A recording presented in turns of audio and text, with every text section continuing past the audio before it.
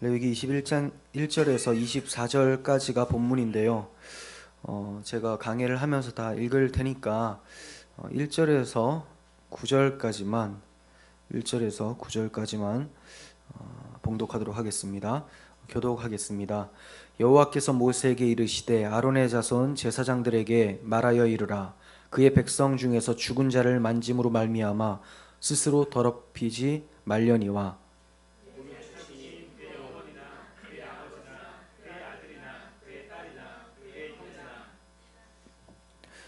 출가하지 아니한 처녀인 그의 자매로 말미암아 몸을 더럽힐 수 있느니라.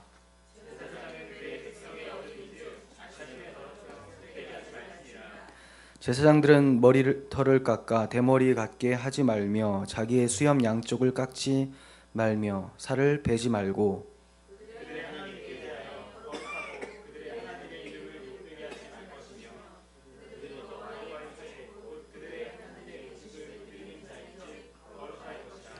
그들은 부정한 창녀나 이혼당한 여인을 취하지 말지니 이는 그가 여호와 하나님께 거룩함이니라.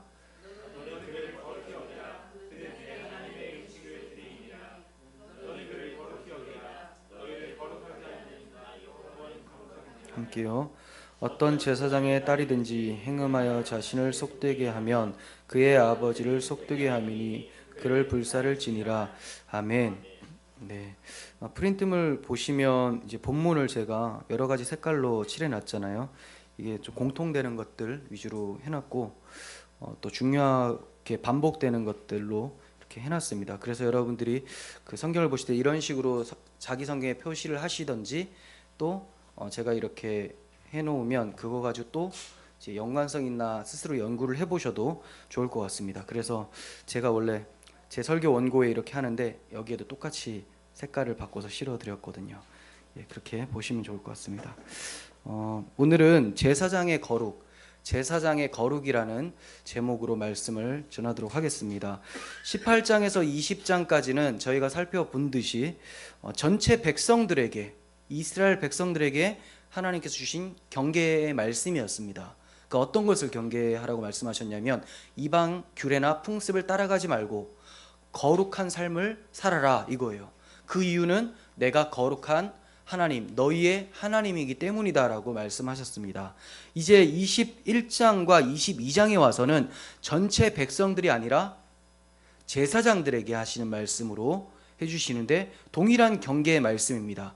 그러니까 마찬가지로 너희는 거룩하라 하겠죠. 제사장들이여 거룩하라 이거예요. 그런데 제사장들은 일반 백성들보다 더 막중한 임무를 맡고 있잖아요. 일반 백성들도 하나님의 백성이기 때문에 거룩해야 되는 것은 당연하지만 이 이스라엘 백성들의 제사장이라면 거룩하신 하나님 앞에 나아가서 이들의 죄를 용서하도록 중보자의 역할을 하는 사람이라면 더욱더 거룩해야 되는 것은 마땅한 것이죠. 그래서 이 강도가 점점 더해지고 있다는 것을 우리가 보게 됩니다. 그러니까 한마디로 너희는 더욱더 거룩해라 라고 할 수가 있는 말씀입니다. 그리고 이제 제사장이 나오고 이 두 번째 단락에 가면요 대제사장에 대한 말씀이 나옵니다. 그러면 어떨까요? 제사장보다 더더욱 거룩해야 되겠죠. 강도가 점점 심해지고 있어요. 18장에서 20장까지는 일반 백성, 그리고 21장에 들어와서는 제사장. 하지만 중반부부터는 대제사장에게 얘기하면서 점점 더 거룩을 강조하시는 하나님을 보게 됩니다. 본문은 세 단락으로 나눌 수가 있는데요. 각 단락 마지막에 공통적으로 나오는 말씀이 있습니다. 나는 너희를 거룩하게 하는 여호와니라라는 거죠. 나는 너희를 거룩하게 하는 여호와니라. 그래서 제가 빨간색으로 다 그어놨잖아요. 너희를 거룩하게 하는 나 여호와는 거룩함이니라. 네. 왜 이렇게 이스라엘 백성들이건 제사장이건 대제사장이건 거룩해야 되는지, 그 이유는 다른 이유가 아니라 오직 하나님이 거룩하기 때문에 하나님께 속한 자라면, 하나님께 나아오는 자라면 마땅히 거룩해야 된다는 것을 말씀합니다. 본문을 교훈적으로 생각을 해보면 백성 전체에게 하신 말씀은 성도들에게 하시는 말씀으로 들려지게 되고, 제사장들에게 하는 말씀은 목회자들에게 하는 말씀처럼 들려집니다. 그런데 구속사적인 의미로서 본질적인 의미로 들어가면 목회자나 그냥 교인이나 할 것 없이 모든 그리스도인들이 주 안에서 왕 같은 제사장으로 부르심을 받았기 때문에 모두에게 다 엄격한 거룩을 경계하시는 그 하나님의 말씀이 적용된다고 할 수가 있다는 겁니다. 베드로전서 2장 5절 봅니다. 너희는 산 돌같이 신령한 집으로 세워지고, 너희가 누굽니까? 교회예요. 교회. 흩어진 나그네들, 각 지역으로 흩어진 교회들 너희는 산돌같이 신령한 집으로 세워지고 예수 그리스도로 말미암아 하나님이 기쁘게 받으실 신령한 제사를 드릴 거룩한 제사장이 될지니라.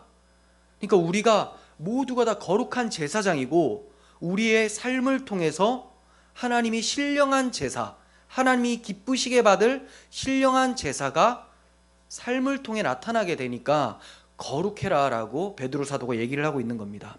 그러므로 본문은 내가 그리스도 안에서 올바로 서 있는가, 다시 말해서 맡겨주신 제사장 직분을 거룩히 행하는 삶인가를 점검하게끔 해주는 말씀이라고 할 수가 있습니다. 자, 이제 세 단락으로 나눴을 때 구조를 말씀드리면 1절부터 9절까지가 첫 번째 단락인데요. 제사장은 더 거룩해야 된다라는 말씀이에요. 그리고 10절부터 15절까지는 대제사장은 제사장보다 더 거룩해야 된다, 이런 말씀이고요. 16절부터 마지막 24절까지는요, 제사장 직무를 수행할 수 없는 자들은 이러한 자다라고 나열해 주는 거예요.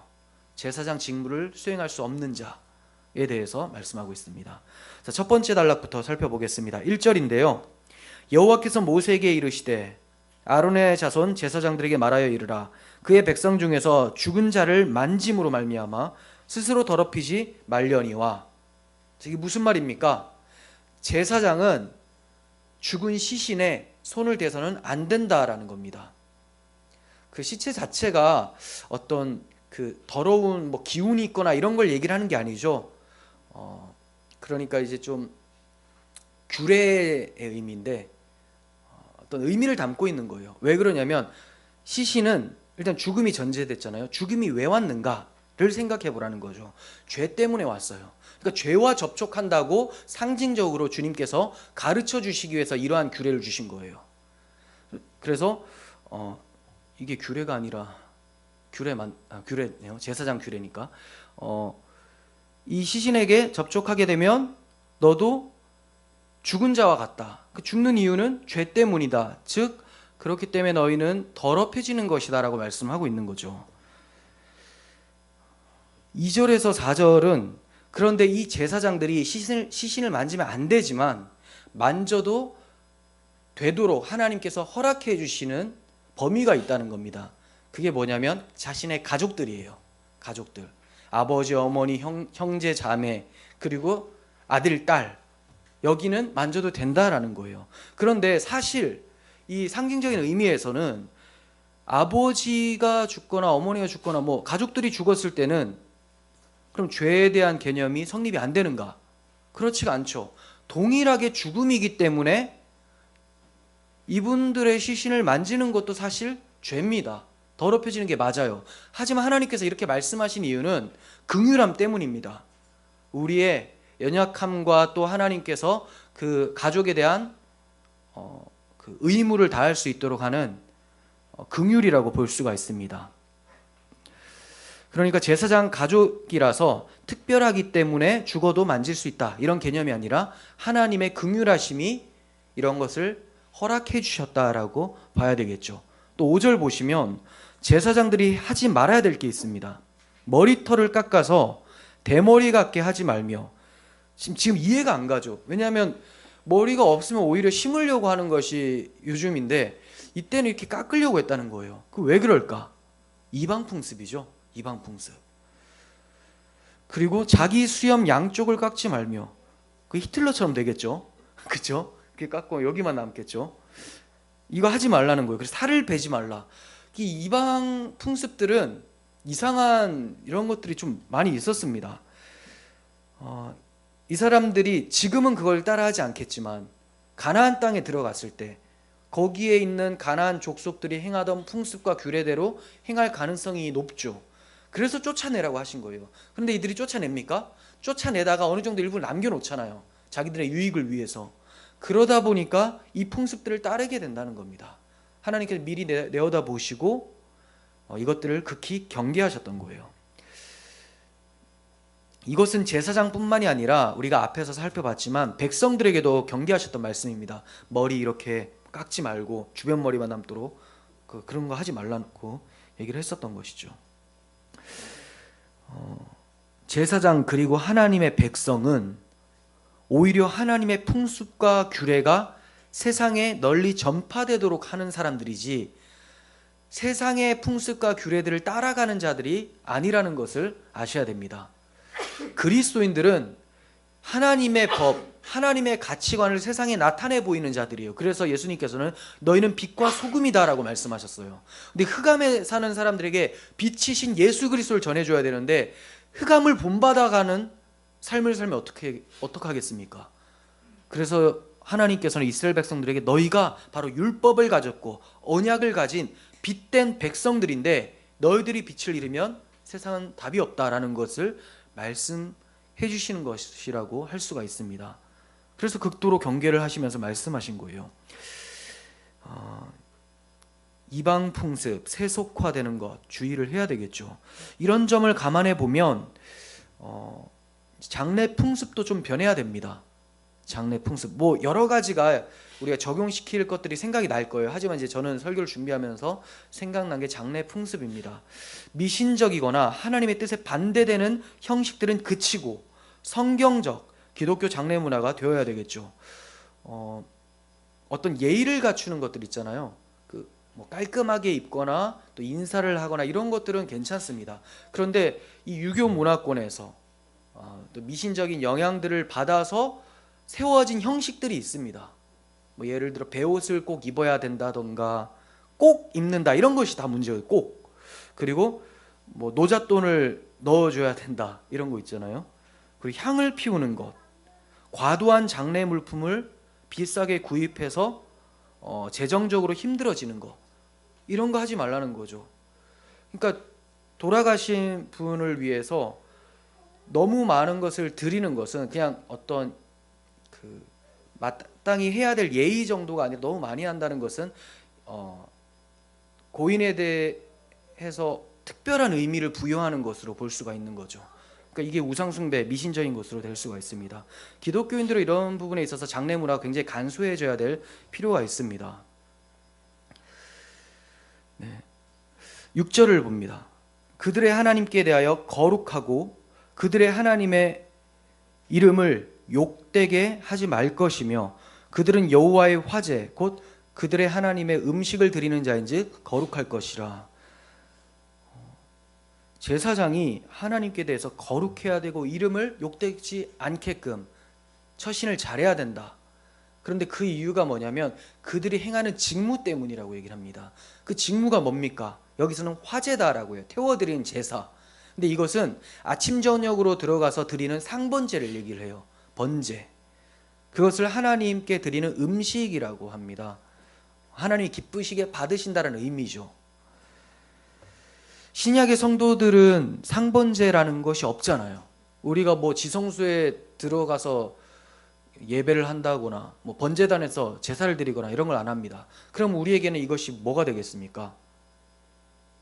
공적인 의미에서는 주일 예배가 될 수가 있고 또 개인적인 의미에서는 매 시간의 경건 시간이 될 수가 있고 또 우리들의 일상 생활이 될 수가 있겠죠. 이것이 예배입니다. 예배. 하나님께서 우리의 예배를 기쁘시게 받으시도록 하나님께서 우리 예배를 기쁘시게 받으시도록 합당한 예배가 드려지기 위해서는 거룩해야 된다라는 거예요. 거룩해야 된다. 그럼 거룩해야 된다는 것은 뭘 어떻게 하라는 건가? 하나님께서 십계명을 주시기 전에 하셨던 말씀을 생각하면 됩니다. 십계명대로 행하는 것이 거룩한 삶이잖아요.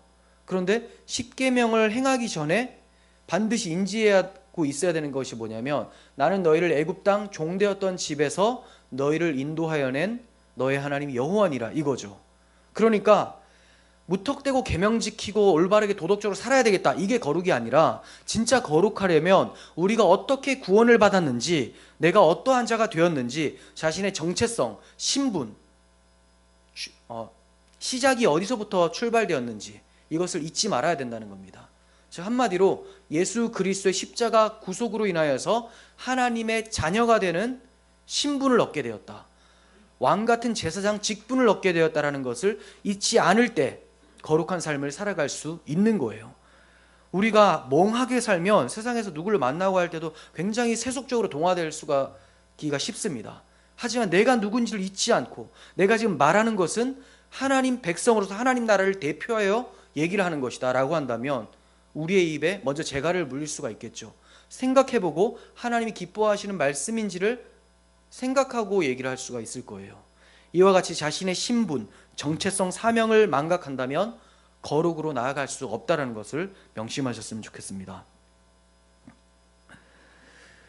7절에서 8절을 봅니다. 그들은 부정한 창녀나 제사장들은 이혼당한 여인을 취하지 말지니 이는 그가 여호와 하나님께 거룩함이니라.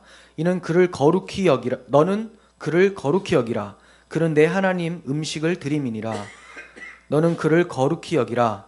너희를 거룩하게 하는 나 여호와는 거룩함이니라. 거룩이라는 말씀이 엄청 많이 나오죠. 이 21장 자체가 거룩이라는 단어가 상당히 많이 나옵니다. 하나님이 그만큼 거룩을 추구하시는 거예요. 왜냐하면 하나님의 존재 자체가 거룩하신 분이기 때문에 그래요.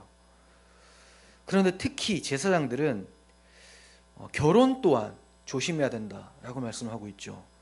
창녀나 이혼당한 여인을 취하지 말라. 왜냐하면 하나님께 제사를 드리는, 음식을 드리는 사람이기 때문이다, 이렇게 말씀하고 계세요. 제사장이 얼마나 존귀한 직분이며 그에게 따르는 책임이 얼마나 엄중한지를 생각하게 됩니다.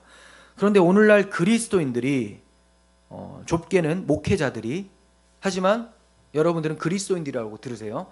오늘날 그리스도인들이 스스로 거룩을 지키지 못할 뿐만이 아니라 세상에서도 그리스도인을 욕하고 있는 지금 상황이죠. 내가 거룩을 잘 챙기지 못할 뿐만이 아니라 세상으로부터 욕을 먹고 있는 거예요. 하나님이 기뻐하지 않는 것들을 삶 속에서 행하고 있는 것들, 이것이 하나님의 거룩함에 얼마나 해가 되는 모습입니까?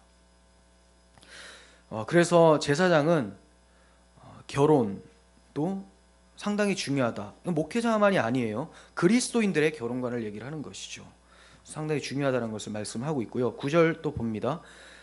어떤 제사장의 딸이든지 행음하여 자신을 속되게 하면 그의 아버지를 속되게 함이니 그를 불살을지니라. 아주 무섭고 엄중한 말씀입니다.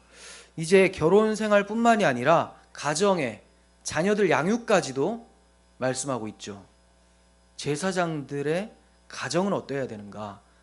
다시 말해 왕같은 제사장인 그리스도인의 가정은 어떠해야 되는가? 이거 말씀하고 있는 거죠. 자녀들도 제사장인 아버지의 그 거룩을 손상시켜서는 안 됩니다. 아버지 자체도 자신의 거룩을 지켜야 되지만 자녀도 아버지의 거룩에 손상되는 행동을 해서는 안 돼요. 우리의 대제사장, 우리의 제사장이 되시는 예수님의 거룩을 자녀인 내가 손상시키고 있지는 않은지 좀 돌아봐야 되겠고, 또 하나는 우리가 제사장이라면 우리의 자녀가 제사장인 그리스도인인 우리의 거룩을 손상시키고 있지는 않은지 그것도 돌아봐야 된다는 거죠. 그래서 디모데전서 3장 4절 보시면 감독에 대한 내용, 그러니까 목회자를 얘기를 하는 거예요. 이렇게 얘기를 합니다. 자기 집을 잘 다스려 자녀들로 모든 공손함으로 복종하게 하는 자라야 할지며 사람이 자기 집을 다스릴 줄 알지 못하면 어찌 하나님의 교회를 돌보리요. 자, 목회자가 어떤 사람이 자격이 있느냐? 자녀를 돌보아서 올바르게 성장시키는 그 사람이 교회도 돌볼 수가 있다라고 말씀하고 있어요. 이건 장로에게도 동일한 말입니다. 그러니까 어떤 다스리는 직분일 때는 마찬가지라는 거예요. 그러니까 목회자들 중에서도 저에게도 해당이 될 수가 있죠. 목회자들이 목회는 참 열심히 잘 하는데 가정에서는 굉장히 별로다, 양육을 제대로 하지 못하고 아이들을 소홀히 여긴다라고 하면 이제 하나님 앞에서 좀 엄중한 죄를 범하는 것이 되는 것이고, 또 목회자의 자녀가 그 거룩한 직분에 대한 걸 생각하지 못하고 방탕하게 행한다면 그것 또한 하나님께서 엄중하게 심판을 물으신다고 말씀하는 겁니다. 그리고 또 목회자뿐만이 아니라 모든 그리스도인 가정은 아버지 어머니가 권사님이고 장로님이고 그래요. 근데 아이가 막 방탕하게 행해요. 그러면 믿지 않는 사람들이 어떻게 생각할까요? 자기 엄마 아빠는 자기들만 교회 열심히 다니나 보다, 하나도 덕이 안 된다, 이렇게 생각을 하겠죠. 네, 그래서 우리는 우리 자신을 돌아볼 수 있어야 되고, 또 자녀의 양육에 더욱더 신중히 행동해야 됩니다. 10절을 봅니다. 이제 둘째 단락입니다. 둘째 단락은 제사장보다 더 큰 제사장, 대제사장이죠. 거기에 대한 내용입니다. 자기의 형제 중에 관유로 부음을 받고 위임되어 그 예복을 입은 대제사장은 그의 머리를 풀지 말며 그의 옷을 찢지 말며 라고 합니다. 머리를 풀지 말고 옷을 찢지 말라고 하는데, 이것은 이미 한번 얘기하신 적이 있어요. 언젠가 아론의 두 아들 나답과 아비후가 다른 불로 하나님 앞에 분향을 드리다가 죽었죠. 그 자리에서 죽었어요. 그때 아론의 마음이 어떻겠습니까? 그리고 나머지 두 아들 엘르아살과 이다말의 마음이 어떻겠습니까? 엄청 아팠겠죠. 옷을 찢고 통곡할 수 있지만 그렇게 하지 말라고 하세요. 하지 말라. 왜 그럴까요? 머리를 풀고 옷을 찢는 행위는 극도의 슬픔을 의미하죠. 사극을 봐도 머리 다 풀고 옷 막 찢어가지고 막 이렇게 식음을 전폐하는 사람들 나오잖아요. 왜 그럽니까? 너무나 슬프기 때문에 그걸 표현하는 거죠. 근데 대제사장이 이러면 어떻게 됩니까? 대제사장은 이스라엘 백성들을 대표해서 하나님 앞에 나아가는 사람이잖아요.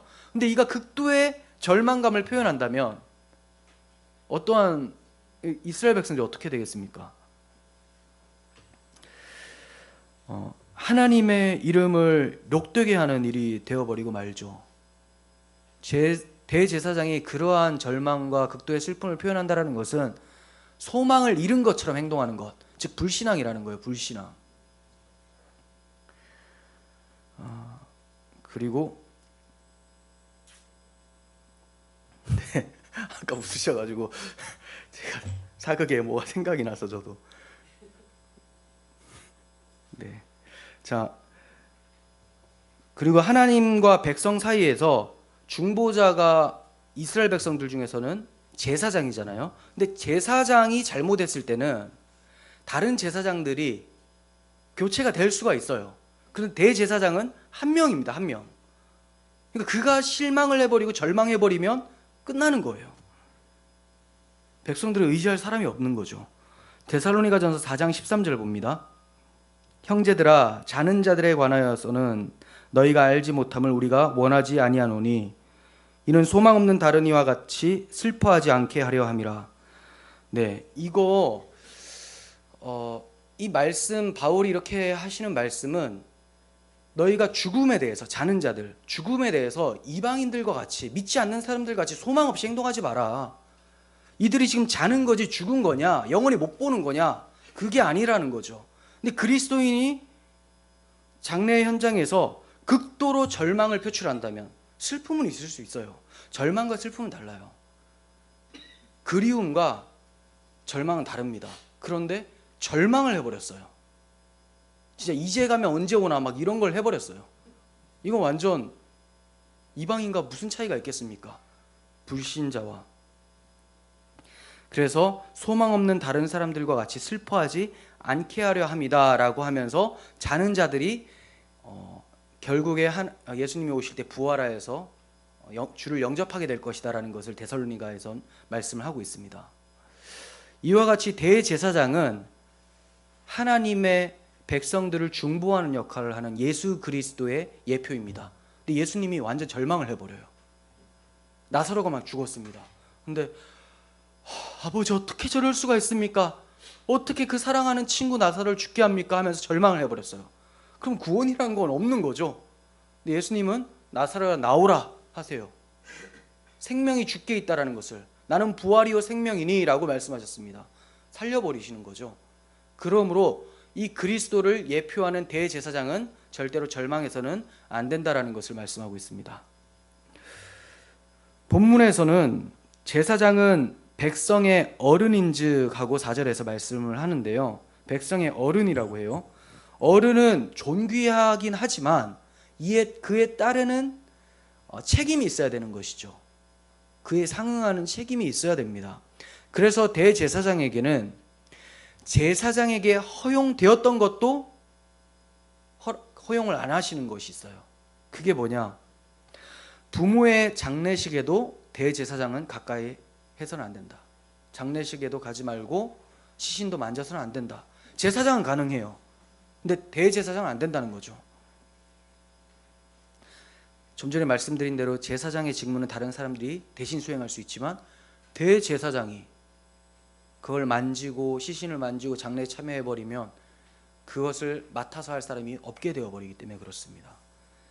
이처럼 대제사장은 유일하게 지성소로 들어갈 수 있는 사람으로서 참 대제사장 되시는 그리스도의 예표적인 인물이기 때문에 극도의 거룩을 요구하고 계시는 것입니다. 그런데 우리의 참 대제사장이신 예수님께서는 죽은 자에게 손을 대셨어요. 대제사장은 그거 하면 안 된다고 했는데 예수님은 되셨다는 겁니다. 왜 그럴까요? 예수님이 지금 죄를 범한 겁니까? 그것이 아닙니다. 예수님이 오신 목적을 분명하게 보여주는 사건이 시신에 손을 대는 사건이에요. 그들의 죽음을 대신 지시고 십자가에서 대속하심으로 사망 권세를 정복하러 오셨다는 것을 손을 대는 사건을 통해서 보여주시는 거죠. 그래서 그들은 살게 되고 그들의 병들은 나음을 입게 되는데 예수님이 그 모든 것들을 가지고 십자가에 가서 죽으시는 거예요.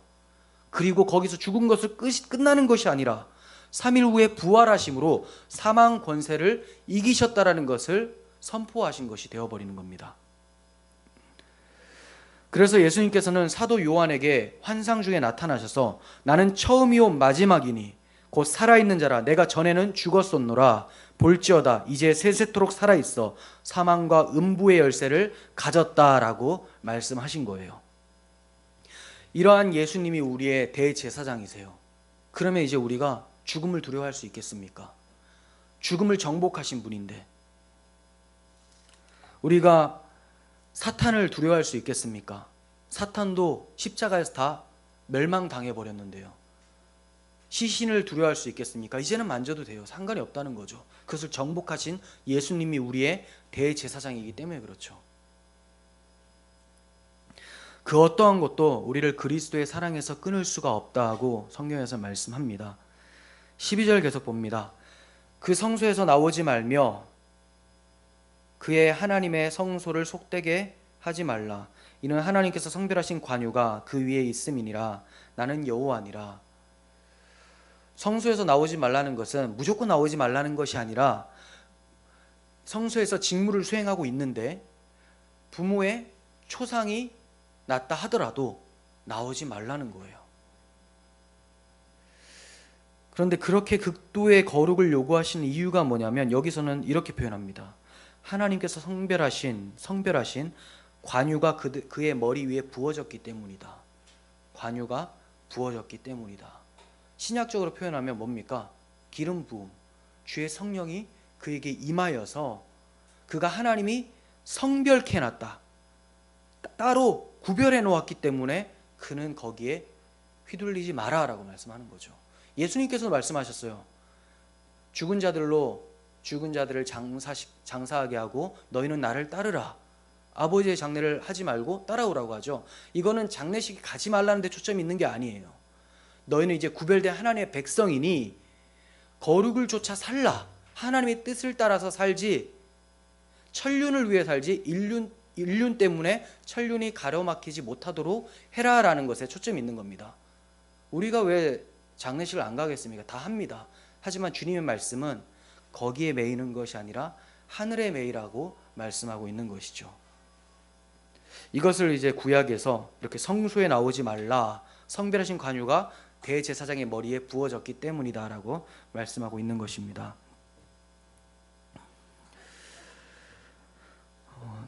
그러니까 대제사장만 그런 것이 아니라 우리들도 마찬가지입니다. 고린도전서 3장 16절에서는 너희는 너희가 하나님의 성전인 것과 하나님의 성령이 너희 안에 계시는 것을 알지 못하느냐, 누구든지 하나님의 성전을 더럽히면 하나님이 그 사람을 멸하시리라. 하나님의 성전은 거룩하니 너희도 그러하니라 라고 합니다.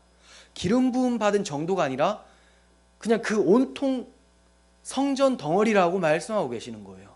성령이 우리 안에 계시고 이제 어떤 장소에서 우리를 만나주시는 것이 아니라 우리 안에서 하나님이 만나주시겠다는 겁니다. 지성소가 어디가 되어버리는 겁니까? 우리들이 되어버리는 거예요. 얼마나 거룩한 장소가 지성소입니까? 그런데 그 장소가 우리가 되어버린 거예요. 왜냐하면 우리가 지성소이신 예수 그리스도를 모시고 있기 때문이죠. 우리들도 대제사장이신 그리스도를 예표하는 인물들입니다. 구약의 이스라엘의 대제사장만 오실 메시아를 예표한 인물이 아니고요, 우리도 오신 메시아를 나타내고 있고 앞으로 오실 메시아를 세상에 보여주는 사람들이에요. 그래서 제가 종종 말씀드리는 게, 사람들이 천국이 어딨냐라고 할 때는 교회를 보라라고 당당하게 말할 수 있어야 되는 것이 원래 교회의 현 주소라는 거죠. 그게 교회의 정체성이고 교회의 거룩함이에요. 사람들이 어디서 예수를 보겠습니까? 어디서 하나님을 보겠습니까? 기독교인들이 저렇게 서로 사랑하고 서로 헌신하는 모습을 보니 진짜 하나님의 사랑이 무엇인지 알겠다. 우리가 하나님을 나타내는 통로라는 거예요. 예표적 인물이죠. 그러므로 우리도 대제사장이에요. 우리도 참 대제사장은 예수님이지만 그분 안에서 우리도 대제사장의 직분을 부여받았습니다. 히브리서 10장 19절 보십시오. 그러므로 형제들아, 우리가 예수의 피를 힘입어 성소에 들어갈 담력을 얻었나니 그 길은 우리를 위하여 휘장 가운데 열어놓으신 새로운 살 길이요 휘장은 그의 육체니라. 자, 제가 이 말씀을 왜 인용했냐면, 휘장 가운데 열어놓으신 살 길로 들어가게 되었다라고 하죠. 거기 어딥니까? 지성소예요. 그 지성소에 누가 들어갑니까? 대제사장만 들어갈 수 있어요. 그런데 예수님의 보혈을 의지해서 이제 우리가 대제사장처럼 들어갈 수 있게 되었다는 겁니다. 그러므로 우리도 대제사장이고, 우리 주님은 히브리서 기자가 얘기를 한 것처럼 우리에게 큰 대제사장이 있으니라고 표현할 수가 있는 거죠. 좀 구별하기 위해서 대제사장인데 거기에 더 큰을 또 붙여요. 큰 대제사장. 우리 주님이구나. 그 말은 우리도 다 대제사장이 됐다는 거죠. 베드로 사도는 왕 같은 제사장 정도로만 얘기를 했는데, 이 레위기 전공자 히브리서 기자는, 제가 왜 레위기 전공자라고 하냐면 히브리서는 레위기의 어떤 해답서와 같아요. 그래서 이 레위기를 철저하게 깨닫고 있는 이 히브리서 기자는 우리 모두가 다 대제사장이다, 제사장 정도가 아니라 대제사장이다 라고 강조를 하고 있는 것을 보게 됩니다. 여러분, 유대인들이 대제사장의 말이면 얼마나 순종하고 잘 따르겠습니까? 그래서 예수님을 죽이게 된 이유도 대제사장들과 바리새인과 서기관들이 힘을 합쳐서 예수님을 십자가에 못 박으라고 했더니 온 군중들이 일어나서 다 그것에 찬성을 했던 것이죠. 그런데 그렇게 권력과 높임을 받고 있었던 대제사장이 육신으로서 대제사장이 아니라 그리스도의 보혈로서 우리 모두가 다 그 직분을 감당하게 되었다라는 이 엄청난 영광스러운 사실을 우리가 잊어서는 안 돼요. 우리가 실망하거나 우리가 절망하거나 슬퍼하면 세상이 슬퍼지게 되는 겁니다. 이 엄청난 사명을 기억할 수 있었으면 좋겠어요. 13절에서 15절 봅니다. 그는 처녀를 데려다가 아내를 삼을지니 과부나 이혼당한 여자나 창녀짓을 하는 더러운 여인을 취하지 말고 자기 백성 중에서 처녀를 취하여 아내를 삼아 그의 자손이 그의 백성 중에서 속되게 하지 말지니 나는 그를 거룩하게 하는 여호와임이니라. 자, 제사장 때도 이런 말씀을 하셨잖아요. 근데 대제사장 때도 또 말씀하시는데, 근데 여기에는 초점이 좀 다른 데가 있습니다. 그냥 아내를 잘 둬라, 여기에 초점이 있는 것이 아니라 아내를 잘 둬야 되는 이유가 뭐냐면 대제사장 너 때문이 아니라 너의 자식들 때문이다. 여기에 초점이 더 있는 거예요. 그 자식들. 그래서 15절에 그의 자손이라고 하죠. 백성 중에 속되게 하지 말지니라. 왜냐하면 행실이 바르지 않고 언약의 백성이 아니던지 하나님이 기뻐하지 않는 사람을 취했을 때 그 여자로부터 자녀들이 어떠한 교육을 받겠습니까? 하나님에 대한 말씀을 교육받을 수 없다는 것이죠. 그러므로 아내를 잘 택해야 된 이유는 가정 때문이라는 거예요. 제사장 때는 제사장 자신의 거룩함 때문이고, 대제사장 때는 이제 앞에서 언급했으니까 이제 자녀들의 양육까지 신경 쓰는 하나님의 말씀을 보게 됩니다. 목회자 중에서는 자녀로 인해서 어려움을 당하는 경우가 많이 있습니다. 목회 잘 되는 것 같았는데, 성도들 참 신실하게 잘 성장하는 것 같은데 아이가 말썽이다. 그러면 두 가지로 볼 수 있겠죠. 그 목회자가 위선적이었던가, 아니면 그 아내가 되는 사모가, 어머니가 신앙의 교육을 제대로 하지 못하는 그런 사람이던가. 또 뭐 다른 이유가 있을 수 있겠으나 우리들은 우리 자신을 또 봐야 되니까 그렇게만 적용을 하도록 하겠습니다. 그리고 두 번째는 넓게는 이제 목회자뿐만이 아니라 모든 그리스도인의 결혼관에도 이것은 적용되어야 되는 것이죠. 그러니까 결혼할 때 믿는 사람들끼리 결혼을 하고 신앙이 계속 성장을 추구하는 사람, 신앙이 아주 탁월해야 된다, 꼭 이거는 아니에요. 왜냐면 언제 그렇게 성장할지 우리는 잘 몰라요. 근데 그걸 추구하며 끊임없이 간절히 사모하는 사람들, 이게 너무 중요하거든요. 그렇게 해서 결혼 후에도 계속해서 신앙이 서로 합력하여 선을 이루어가면서 성장해가는 것, 이것이 너무나 중요한데 정체되어 있고 침체되어 있고, 침체되면 항상 어디로 빠지냐, 그 자리에 안 있어요. 침체라는 것은 하락을 얘기를 하는 겁니다. 하락. 그대로 있는 신앙이 어디 있습니까? 가만히 멈추면 그건 반드시 떨어지는 신앙이에요. 그래서 그렇게 돼버리면 자녀 양육에 아주 치명적인 결과를 초래하게 되죠. 그래서 결혼관에도 신중히 생각을 해야 된다라는 것을 말씀을 드리는 거고요. 세 번째는 이 말씀은 대제사장 되시는 그리스도의 신부인 우리가 정결한 처녀로서 단장해야 된다는 것도 생각해 볼 수 있게 합니다. 그러니까 단지 우리의 자녀들이 아니라 우리가 자녀되었다. 그런데 대제사장이신 그 주님의 신부로서 내가 과연 정결한가, 또 주님의 자녀로서 순결을 지키면서 거룩한 삶을 살고 있는가, 이것을 돌아봐야 된다는 거예요. 계시록 19장 7절 봅니다. 우리가 즐거워하고 크게 기뻐하여 하며 그에게 영광을 돌리세 어린 양의 혼인 기약이 이르렀고 그의 아내가 자신을 준비하였으므로 그에게 빛나고 깨끗한 세마포 옷을 입도록 허락하셨으니 이 세마포 옷은 성도들의 옳은 행실이로다. 어린 양 예수 그리스도의 신부된 교회는 옳은 행실을 옷 입어야 된다라고 말씀을 해요. 물론 여기에 옳은 행실이라는 것은 예수 그리스도의 거룩한 의로움을 얘기를 하는 거죠. 의. 그런데 그 의를 입었으면 입은 대로 행해야 되지 않겠습니까? 예전에도 제가 말씀드린 것이, 사람들은 복장에 따라서 행실이 좀 달라진다고 말씀을 드렸어요. 군복을 입으면 짝다리를 짚게 되고 껌을 씹게 되고 잠을 많이 자게 돼요. 교육을 들어 짧은 교육이라도 자려고 그 모든 것을 갖춘 사람처럼 행동을 하게 됩니다. 뭐 때문에? 군복 하나 때문에 껄렁껄렁하게 다니죠. 근데 정장을 입어요. 걸음걸이가 달라져요. 추리닝 입었을 때와 정장 입었을 때 다르죠.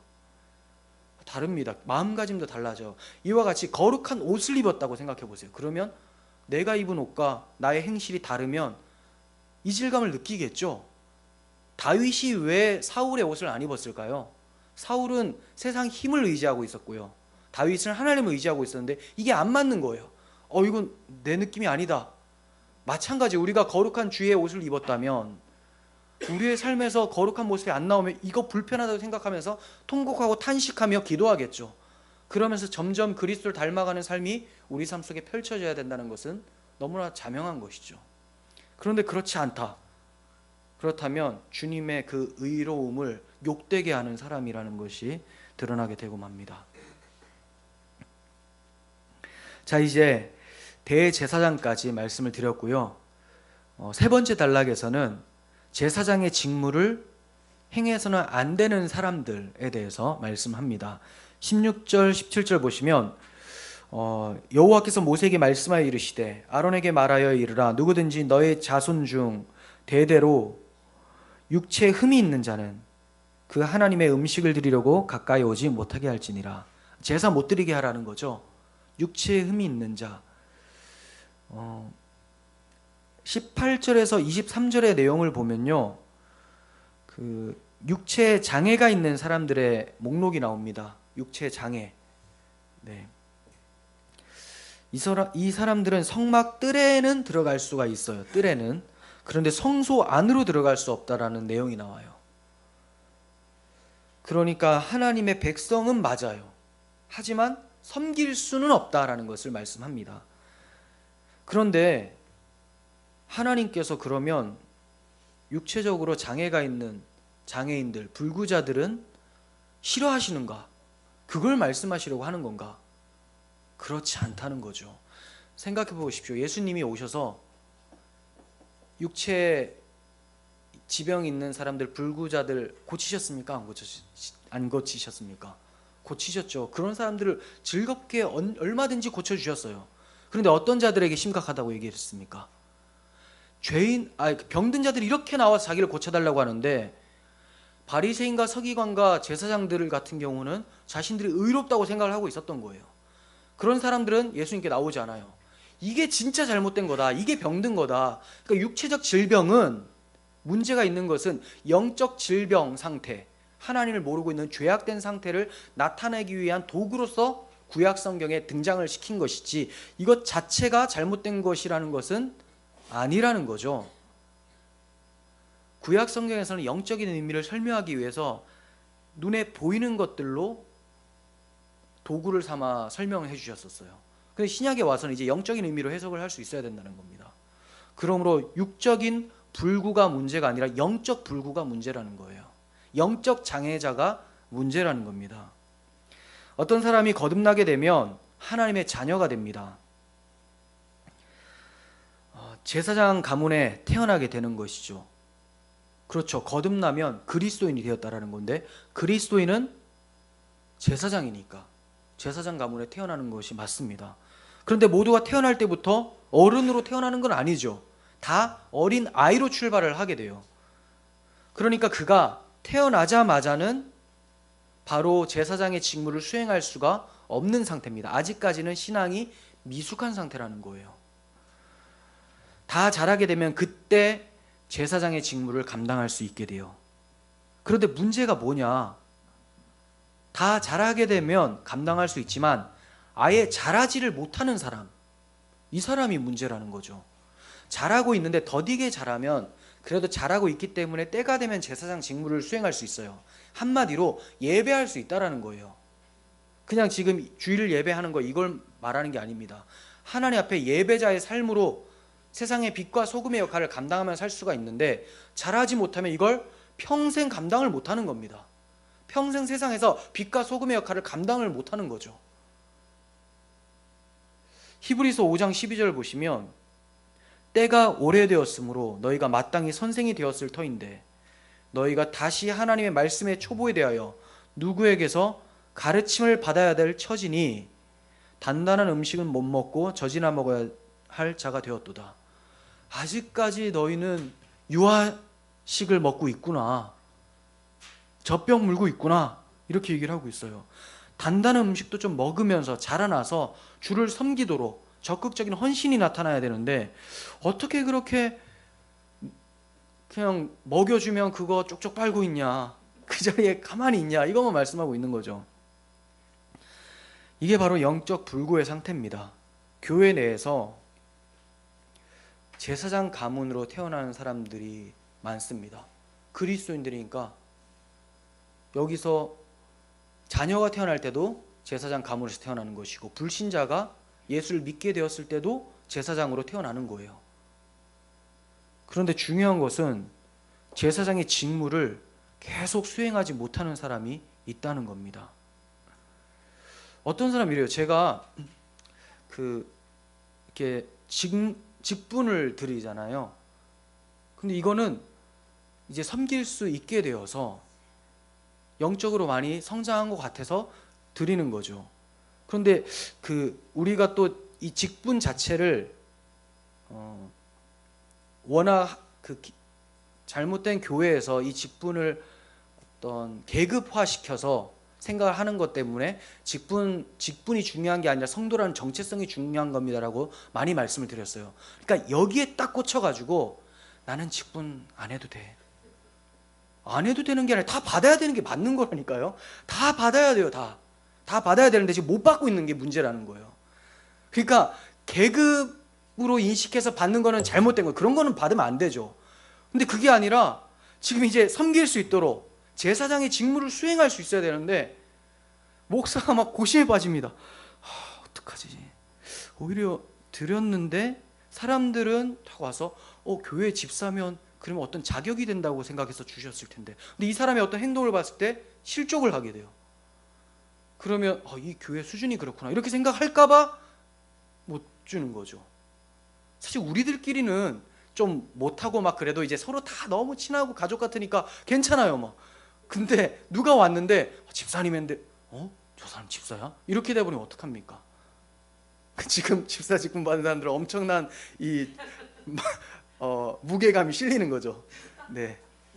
그리고 못 받고 있는 사람들은 또 이제 성장해야 될 책임감이 의무가 따르는 거예요.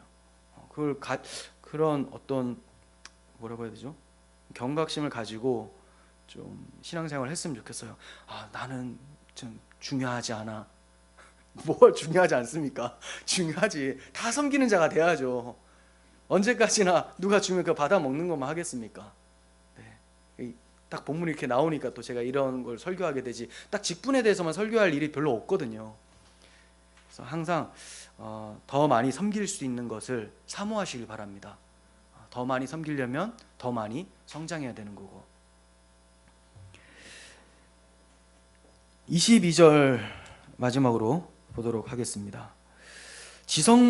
지성물이든지 성물이든지 먹을 것이나 라고 표현이 나오죠. 이런 말씀이 있는데 이것은 성물은 먹을 수 있다. 즉 영적 불구자라 하여도 예배에 참석해서 은혜는 받을 수 있다는 거예요. 지금 신앙 상태가 건강하지 못하고 막 성장하지 못하더라도 예배에 나와서 은혜는 받을 수 있다는 거예요. 그런데 어디까지 못해요? 성소로 들어가지 못한다. 주님과 친밀한 교제, 깊은 교제는 꿈도 꾸지 못하는 거죠. 그래서 기도했는데 이런 마음 깊은 위로가 있었어요 라고 하면 그게 뭐지?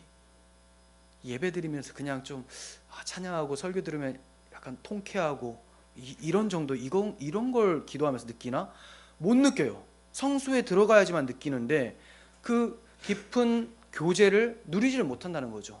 또 이렇게 얘기하면 신비주의가 아니냐 하는데 신비주의자들은 그것만 추구하는 거고 온통 표현이 다 그래요. 올바른 뭐라고 해야 되죠? 신학에서도 하나님과의 깊은 교제라는 것은 당연히 있는 거예요. 근데 중요한 것은 내가 기도를 할 때도 신앙이 성장이 안 되니까 그냥 계속 겉도는 느낌만 들고, 겉돌면 어디까지 해야 됩니까? 겉돌지 않을 때까지 죽기 살기로 기도를 하고 그 은혜를 구하고, 내 힘을 다해서 하는 게 아니라 은혜를 죽기 살기로 구하라는 거죠. 그렇게 했을 때 말씀도 생각나지게 되고 또 더 깊은 교제로 가기 위해서 말씀도 더 열심히 보게 되고 또 묵상하게 되고 묵상한 것을 살아내게 되고, 이런 것이 바로 성도들의 모습이라는 거예요. 그런데 그런 영적 성장을 추구하지 않는 사람들은 그냥 예배에 참석해서 보편적인 그런 은혜만 경험을 하게 되는 것이죠. 절대로 휘장 안에 들어가지 못하고 제단에 가까이 가지 못할지니, 이런 말씀처럼 되는 것입니다. 이 말씀을 대하면서 우리는 우리 자신의 영적 상태를 좀 돌아봤으면 좋겠고요. 또 우리 교회의 영적 상태, 과연 우리 교회는 지금 영적 상태의 현 주소가 어디냐 좀 생각해 봤으면 좋겠고, 또 넓게는 우리 한국 교회의 영적 상태는 도대체 어느 정도인가, 과연 깊은 하나님과의 교제가 있는 상태인가 돌아봤으면 좋겠어요. 지금 우리들은 거룩하신 하나님을 섬길 수 있는 거룩한 사람들입니까? 예수 그리스도를 주로 모시고 그분께 순종하는 삶을 살고 있습니까? 히브리서 12장 14절에서는 모든 사람과 더불어 화평함과 거룩함을 따르라, 이것이 없이는 아무도 주를 보지 못한다라고 말씀합니다. 거룩함이 없이는 주를 보지 못하고요, 또 옆에 형제자매와 화평함을 얻지 못하고는 주와도 화평할 수 없다라는 것을 말씀합니다. 그러니까 우리는 개인적으로는 거룩함, 공동체적으로는 또 화평을 따를 수 있는 사람이 되어야 됩니다. 그러기 위해서는 우리의 거룩함이 되어주시고 의와 진리와 거룩함이 되신 예수 그리스도를 붙잡으시고, 또 우리의 화평케 되신 평강의 왕이신 예수님을 붙잡으셔서 하나님께는 물론 우리 교회의 생활 속에서도, 그리고 이웃과의 관계에서도 화평함과 거룩함이 나타날 수 있었으면 좋겠습니다. 그렇게 제사장과 대제사장의 직무를 우리들의 삶 속에서 잘 감당해내는 주의 성도님들 되시기를 간절히 소원합니다. 기도하겠습니다. 거룩하신 하나님 아버지, 저희들에게 맡겨주신 사명이 너무나 영광스럽고 무겁습니다. 하나님, 저희 모두가 다 제사장으로 부름을 받았는데 아직까지 직무를 수행하지 못하고 있는 상태는 아닌지 돌아봅니다.